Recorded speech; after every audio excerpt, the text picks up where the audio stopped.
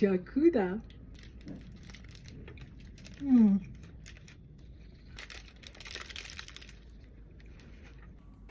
این صبح الان دیگه میام. چه تیپ آبی قشنگی زدین. رفتم دیگه ورزش از ورزش